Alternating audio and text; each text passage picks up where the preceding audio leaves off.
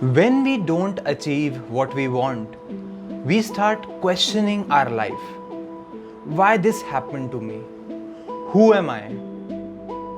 When we don't clear any competitive examination, when we don't get into the right college, when we don't get our perfect job, or when we lose our job, and when we lose our dear ones, what happens to us? We lose all the purpose in our life. The most critical question of all time is, who am I? What is my purpose here? In today's video, we'll try to answer this critical question of life. My name is Anmol. I'm a mental health practitioner, counselor, psychologist, career coach, and life skills trainer. I'm here to share my insights and learnings with you to tackle life challenges and attain your highest potential. Let's create balance in your life. Hi everyone, I hope all of you are doing great. Welcome to my channel Ask Life with Anmol. Today's topic that we have chosen is the question of who am I? You might have seen several spiritual videos, several YouTubers talking about this question, finding the purpose in life, who am I? Today we will delve deep into this question using some psychological principles. And why is it important? It relates to very special quality of yours, that is emotional intelligence. Emotional intelligence is understanding yourself, who you are as a person, understanding your triggers, understanding your strengths, understanding your weaknesses, so that you can better able to regulate them. So let's start this video. You might be called throughout your childhood a fat person. In school, you might be called an intelligent person because you were good in studies. You might be called a beautiful person. You might be called an anxious person. So these labels which are given to you are by society, right? And what do we do with these labels? We identify our core, who am I, with these external labels given to us, which may be positive as well as negative. Let's try to understand how a human being takes this label. With the help of this diagram, as you can see on your screen, this is called 5 levels of human experience. The first level is physical self. Second level is emotional self. Third level is rational self. Fourth level is volitional self. And last, the fifth level is the core or the spiritual self. So let's take a label of a fat person. So physically, you were told that you are a fat person. So you move that label to emotional aspect. You start feeling bad about it. Because in our society, what happens? Fat is not a good label for you. Then you move to the next level, rational self. You start thinking about it. Why this happened to me? Why my body is like this? Then you move to volitional level. That is making choices. Either you overeat or you start to undereat. And in the end, you transfer this label to your core self, which is your spiritual or core. That is a fat person. Now your who am I becomes the fat person. Second thing is, let me give you one more example. At emotional level, someone called you anxious. You are a very anxious person. Let's say it might be done by a psychologist, or it might be done by your parents or your friends. What happens is, then it moves to the rational level. Why I am so anxious? Why I can't be like other people who are not very anxious, who are very confident? You start making volitional choices of not meeting people, being an introverted person. And the core becomes an anxious person. Now what we are doing is, we are making our core to these outside labels. But what happens in the case when it is a positive label? So let's say I call you intelligent person, beautiful person. You start thinking about it, yes, it's great because it is accepted by the society. And that gets converted into volitional self. You start being around group who are intelligent, who are beautiful, right? And you neglect the other people. You lose empathy and your arrogance grows. And that becomes your core. So either it is positive label or negative label. It will either move you down or it will enhance your arrogance level. Both of these things are not good for living a fulfilling life. So most of the people around us are moving from this approach of outside to in. Whatever labels are given to me from outside, either at physical level or emotional level, we start moving towards the core of who am I. Now what happens here is, whatever you focus on grows. I'm not saying these facts or these labels are good or bad. I'm just saying, let's say even if you are fat, but at the same time you are creative also. Even if you are stupid, but you have a creative art side also. So what you focus on grows. If you focus on your labels or weaknesses, it grows. You overthink a lot and it makes you down. If you focus on the positive part, you grow as a person.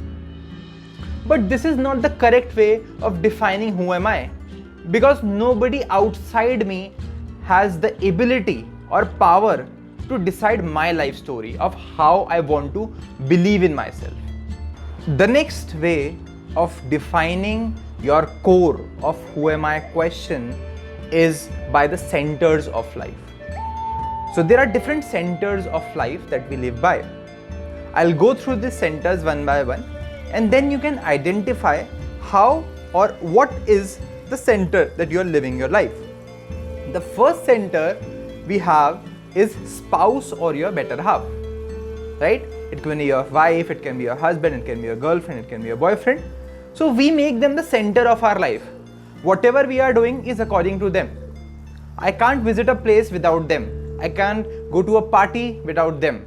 So they are the center of my life. Second center that we have is family. So whatever family is saying, I'll do that. I'll take care of the family, right? But we stop questioning the decisions of that family. Let's say your father is asking you to do engineering, but you know that you are not apt for engineering career. But still, if my core, if my center is family, I'll listen to them and take admission into engineering. Third is money. So today we see what is happening. People are running after money, right? You might have seen in your relatives, friends, family members, the center of their life is money. They are working for X number of hours, right? And that becomes a center. And even if they lose some money, they become very anxious about it. Then comes the next center, work or study. So it can be work for a working professional and study for a student. So I focus on the work more, that becomes my core. I am a student, I am a working professional, I have to work for 14 hours, study for 14 hours and sleep for the next 8 hours, right? So that becomes my core. Next center is your possessions. Now the possessions that I have, the gold that I have, the investment portfolio that I have, the houses I buy, right? So I get my core, my self-esteem from these possessions. When they reduce, my bank balance reduce or my possessions reduce, I again feel very anxious about it, right? The next center of your core is pleasure. Pleasure can be anything related to physical intimacy, alcohol, smoking, or other substances. It can be adventure also. So you regularly want that kind of pleasure to feel better in life. So that becomes your center of life. The next center is friend. So you might have seen people, or you might be one of them, who take all the decisions what my friend is doing, right? We go to the same college, we study the same course, we go to the same tuition, we take the same career option, right? So I make my friend as the center. Next center is enemy. Now this is very interesting. So we all have some people we don't gel well with, or you might consider them as enemies. So let's say both of you are invited to the same party. Now if you are a person who don't want to face them because they will be in the same party, you skip that party. What you are doing here is you are making them as your center and you are limiting your opportunities.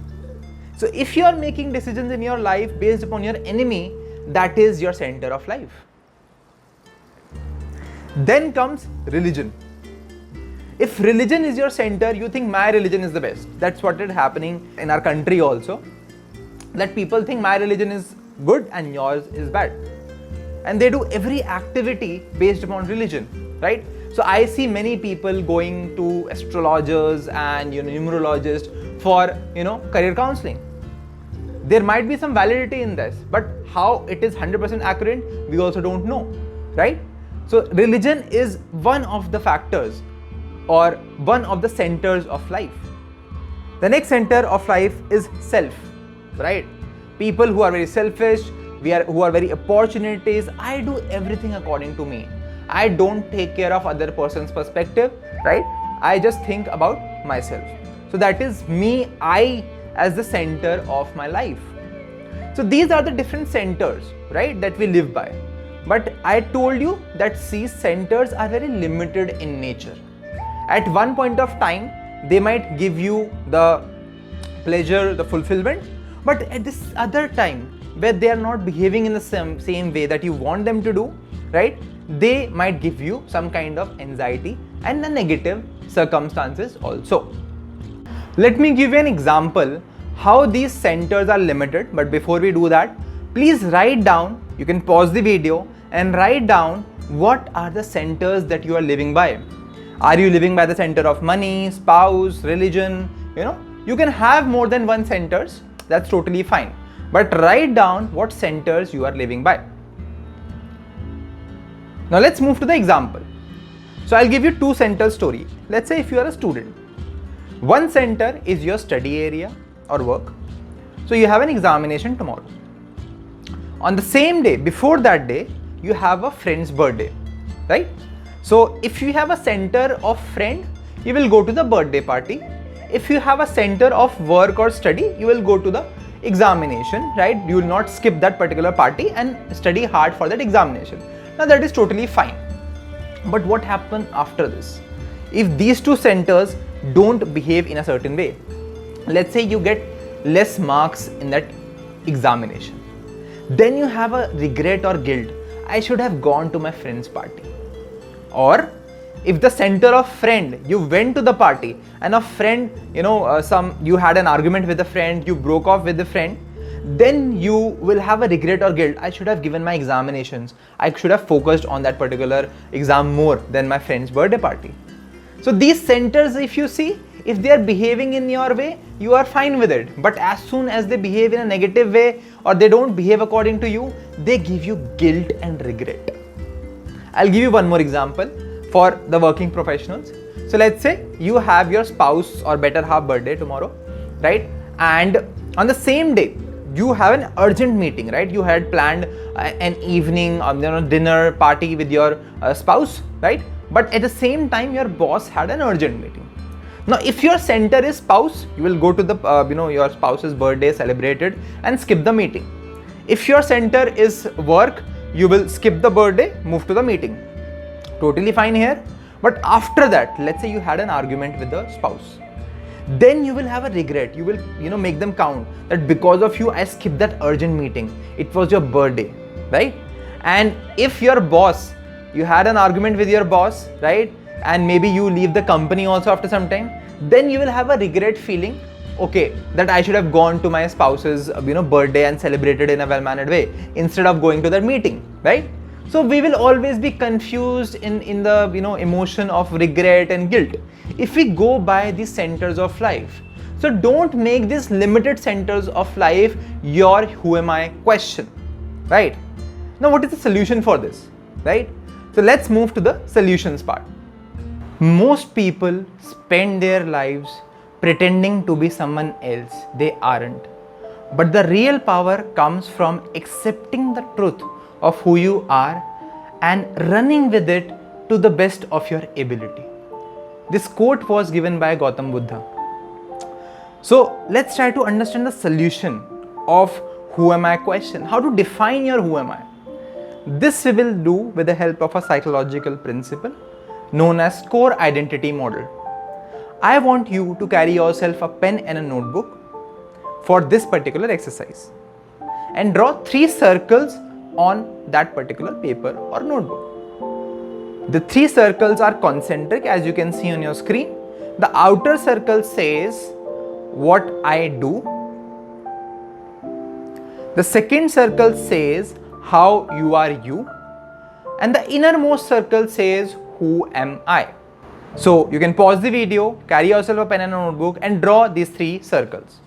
Now in the outermost circle, which says what I do or what you do, you have to write down the most important roles in your life. So for example, if you are a student, if you are a working professional, what is your work? If you are a father, if you are a son, if you are a wife, if you are a girlfriend or a boyfriend, granddaughter, grandson, any important roles that you are playing in your life, please write down in the outermost circle which says what you do.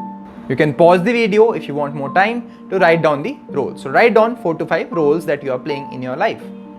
So once you have done that, let's move to the second circle which says how you are you. So in this circle, because of the outermost role, right? Let's say you are a student, you are a working professional. You have to have certain behavior, styles, personality, right? So for example, to be a teacher, you have to be sociable, compassionate. To be a student, you have to be hardworking, right? So it can be either positive or negative. So we will give you a circle on your screen. If you can see on your screen, these are some attitudes, behavior and styles. So based upon the outermost role, what you are or how you behave, what are your expressions, please write down in the secondmost circle. Now if you have a negative label also, that is totally fine, but please be authentic with it. Be true to yourself. Let's say as a student you have not selected the right career, you are anxious most of the time with your particular career, right? With your role of student, please write down anxious, right? So select the right behavior style that you have because of the roles that you have written down in the outermost circle. Again, you can pause the video to complete your secondmost circle. Third part is who am I? Now this is very critical. Here we will write down the core values that you have, right? Of how you are in your reality. These are the infinite labels, right? Nobody can, snatch it from you. Nobody can take it from you, right? These are the values. So for example, you are creative. So creativity becomes your value. If you are loving, compassion becomes your value, right? So whatever values you think, we will show you a lot of values on your screen, list of values. You have to select 5 to 6 maximum, right, from all these values which defines your core of who you are, and write it down in the innermost circle of who am I. Again, you can pause the video and select the values that are there. This will complete your core identity model of 3 circles. And if you have skipped any of the parts in the previous 2 circles, you can complete them before moving to the interpretation that we will go by in the next exercise. So I hope all of you have completed your core identity circle. The 3 circles, you have at least 5 to 7 words in each of the circles. Now how to use it to define your core of who am I, right? So there are 2 ways of living life. The first way of living life is what I do plus how well I do what I do is equal to who am I. This is the first way of living life, and this approach is called outside in approach that we saw in the first part of the video. Let's say you are a teacher. For that you have to be sociable, and the core who am I becomes the teacher, right? Let's say you are a son or a daughter, right? And for that you have to be compassionate, you have to be responsible towards your parents, and that is who you are. The core becomes that role, right? Son or a daughter. But what happens? All of us remember the COVID situation. What happens when we lose that job? What happens when we don't get to that career? What happens when we lose our loved ones because of death? My who am I is question mark, right? If I am those roles, then what I become after that? People go into trauma. So these are not the center. This approach is not very permanent. This is very temporary. If you are moving in your life from outside to inside in this core identity model circle. Second way of living life, a more fulfilling way of living life is who am I plus how I choose to express myself is equal to what I do, right? So this is my inside to outside. I am moving from my core values, expressions, and then to my roles. So I am a creative person. For that, I have to, design things. I like to brainstorm. I like to show curiousness as a behavior, inquisitiveness as a behavior, and that I apply as a marketing manager. So even though I lose my job as a marketing manager, but my core value is still there, the creativity is still there, I can get one more job. So if I lose a loved one, right? My core value is compassion now. I can show compassion with other relations that I have. I'm not saying that you will not feel grief or negative behavior when you lose someone, but it will be for a shorter period of time.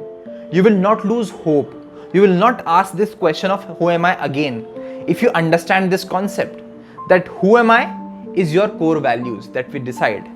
And how will you implement it in your life is from using this inside out approach.